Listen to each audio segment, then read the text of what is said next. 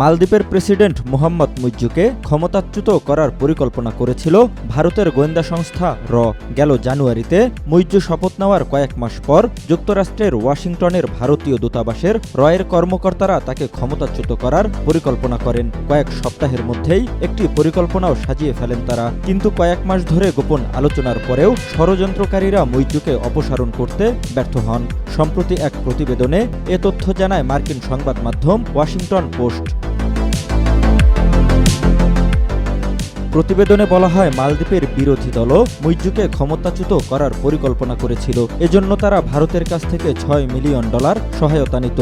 এসব অর্থ প্রেসিডেন্ট মুইজ্জুর নিজ দলের সহ অন্তত 40 এমপি, পুলিশ ও সেনাবাহিনীর উচ্চপদস্থ 10 কর্মকর্তা এবং শক্তিশালী 3টি গ্যাংকে ঘুষ হিসেবে দেওয়া হতো। বিরোধীদের পরিকল্পনা ছিল পার্লামেন্টে মুইজ্জুর বিরুদ্ধে অনাস্থা ভোট আয়োজন করা হবে। এরপর 40 এমপিকে ঘুষের মাধ্যমে ম্যানেজ করে অভিশংসনের মাধ্যমে তাকে ক্ষমতাচ্যুত করবে। কিন্তু কয়েক মাস ধরে গোপন আলোচনার পরেও ষড়যন্ত্রকারীরা মুইজ্জুকে অপসারণের জন্য পর্যাপ্ত ভোট সংগ্রহ করতে ব্যর্থ হন। পরে ভারতও এই উদ্যোগে আর সামনে এগোয়নি। ফলে তারা অর্থ দেওয়া থেকেও বিরত থাকে। ভারতের ক্ষমতাসীন বিজেপি সরকারের আধিপত্যবাদী পররাষ্ট্রনীতির জন্য চ্যালেঞ্জ হয়ে দাঁড়িয়েছিলেন মোহাম্মদ মুইজ্জু। তার জ্বালাময়ী ভাষণে মালদ্বীপ থেকে সৈন্যদের বহিষ্কারের প্রতিশ্রুতি দেয় ভারত। ফলে মালদ্বীপের নাগরিকদের মধ্যেও ভারত বিরোধিতা তীব্র রূপ ধারণ করে।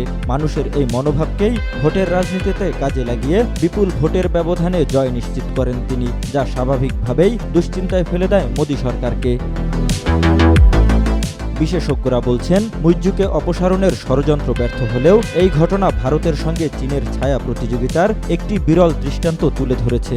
এশিয়ার কৌশলগত এলাকাগুলোতে প্রভাব বিস্তারের যে তীব্র প্রতিযোগিতা বেইজিং ও নয়াদিল্লির মধ্যে চলছে, সেটি এই ঘটনার মাধ্যমে আরও স্পষ্ট হয়ে উঠল।